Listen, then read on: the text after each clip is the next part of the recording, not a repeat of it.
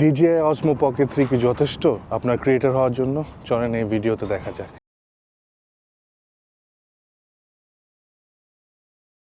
তো একটা ক্রিয়েটরের জন্য চারটা জিনিস খুবই ইম্পর্টেন্ট। প্রথম হচ্ছে পিকচার কোয়ালিটি, দ্বিতীয় সাউন্ড কোয়ালিটি, তৃতীয় পোর্টেবিলিটি, আর চতুর্থ ব্যাটারি লাইফ। তো আমরা প্রথমে কথা বলবো পিকচার কোয়ালিটি নিয়ে।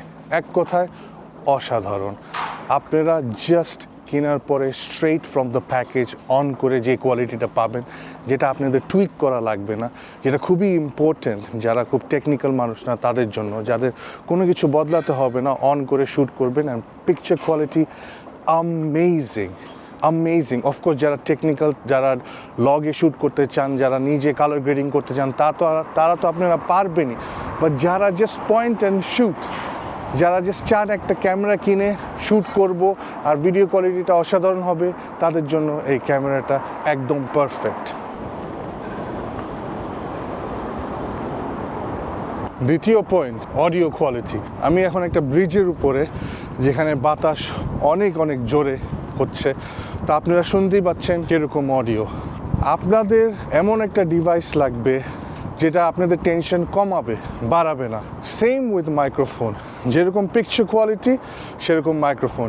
জাস্ট প্যাকেট থেকে বের করে কানেক্টিভিটি এত ইজি, কানেক্ট করার সাথে সাথে ক্যামেরা যখনই অন করবেন অটোমেটিক কানেক্ট হয়ে যাবে।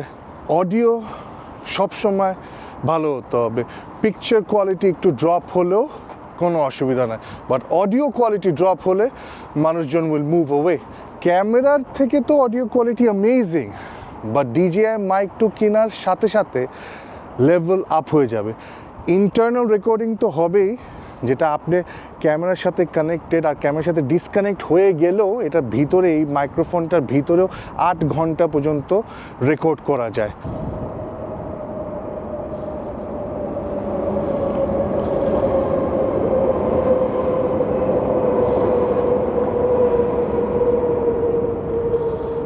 Number 3, portability. তো যখন আপনারা ক্যামেরা কিনবেন, সবচেয়ে ইম্পর্টেন্ট জিনিস যেটা ডিসাইড করবে যে আপনি ক্যামেরাটা বের করবেন কিনা, সেটা হচ্ছে পোর্টেবিলিটি। এত ছোট, এত সুন্দরভাবে একটা কেসের মধ্যে আসে, এত সুন্দরভাবে ক্যারি করা যায়, অসাধারণ। আপনাদের, আবারও বলছি, আপনাদের এমন একটা ডিভাইস লাগবে যেটা আপনাদেরকে এনকারেজ করবে শ্যুট করার জন্য। আপনাদের মন চাবে যে বের হয়ে বানাই, কারণ হেভি গিয়ার না, জাস্ট পকেটের ভিতরে ঢুকাবেন, ছোট একটা জিনিস, কোনায় আর নিচে যেরকম শট নিতে চান এরকম শট নেওয়া যাবে।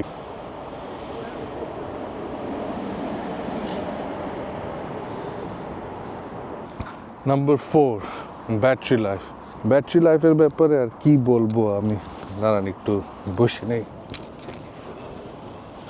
ব্যাটারি লাইফ ইজ এক কথায় অ্যামেজিং।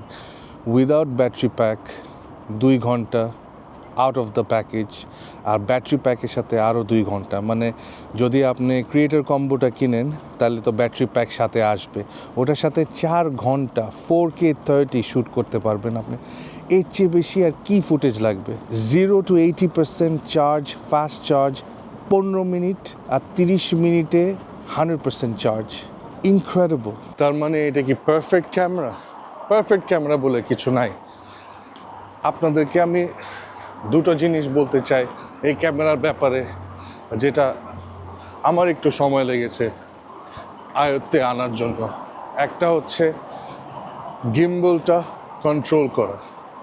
গিম্বল কন্ট্রোল করতে গিয়ে হয়তোবা শট মিস হয়ে যেতে পারে, বাট এই জন্য আপনাদেরকে একটু প্রিপারেশন রাখতে হবে।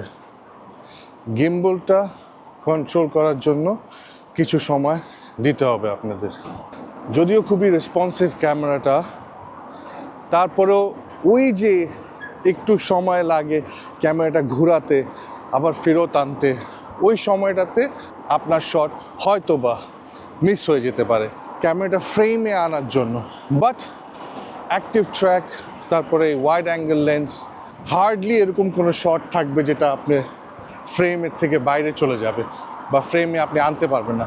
হয়তো বা পজিশনিংটাও তো বিউটিফুল হবে না, বাট আপনারা ম্যানেজ করতে পারবেন। দেখেন এটাও একটা মাইক টেস্ট হয়ে যাচ্ছে, শুনতে পান নাকি। আলটিমেটলি খারাপের থেকে ভালো দিক আরও বেশি। এই যে একটু যে টাইমে যে স্যাক্রিফাইস করতে হবে, বা ক্যামেরাটা ফ্লিপ করতে পারবেন না, যদি অ্যাকশন ক্যামেরা হতো বা অন্য ক্যামেরা হতো আপনি ফ্লিপ করতে পারতেন, এটাও ফ্লিপ করতে পারবেন, বাট এটা ক্যামেরাটা গিম্বলটা টার্ন করা সুবিধা, ইজিয়ার দেন ফ্লিপ করলেও, কারণ গিম্বলটা স্লোলি টার্ন করবে তখন। তো ফ্লিপ করাটা কুইকার, ইভেন দো ফ্লিপ করাটাও একটু স্লো। এই স্মল স্যাক্রিফাইস আপনারা করতেই পারেন ক্যামেরা কোয়ালিটি স্টেবল ফুটেজের জন্য। আমি ডক্টর ইউনুসের একটা আল জাজিরার লেটেস্ট ইন্টারভিউ দেখছিলাম। উনি সেখানে বলল যে আমাদের দেশে এখন 180 মিলিয়ন, মানে 18 কোটি মানুষ। 18 কোটি মানুষের মধ্যে 9 কোটি হচ্ছে 27 বছরের নিচে। তো এটার মানে কি? এটার মানে উনি বলছে যে একটা খুবই বড় অপরচুনিটি আছে আমাদের হাতে, আর সেই অপরচুনিটিটা আমরা কাজে লাগাতে পারবো জাস্ট আমাদের সাথে রাইট টেকনোলজিটা থাকলে।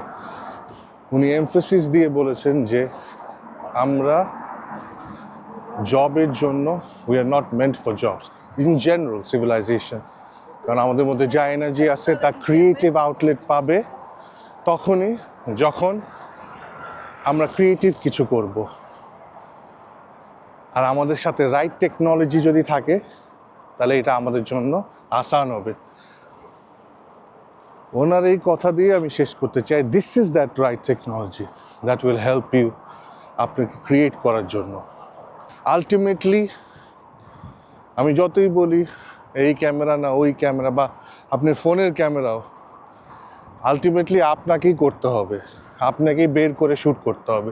তো সেটা যদি আপনি না করেন তাহলে যেই ক্যামেরাই আসুক না কেন, যেই ক্যামেরাই কিনেন না কেন, আপনি কখনোই করবেন না। এক্সিকিউট আপনাকেই করতে হবে। তো আশা করি এই ভিডিওটা আপনাদের ভালো লেগেছে। আপনাদের যতটুকু জানার, একটা অর্ডিনারি একটা কনজিউমার যারা এত কিছু জানতে চায় না, বুঝতে চায় না, যারা straight out of the box বের করে শ্যুট করতে চায়, ভালো কোয়ালিটি চায়, ভালো অডিও কোয়ালিটি চায়, তাদের জন্য এটা পারফেক্ট। তো আপনারা কমেন্টে জানাবেন ভিডিওটা কেমন লেগেছে, লাইক কমেন্ট শেয়ার করবেন, আর আমি আপনাদের সাথে দেখা করব পরের ভিডিওতে। আজকে এখান থেকে বিদায় নিচ্ছি বিউটিফুল স্টকহোম থেকে। আল্লাহ হাফিজ।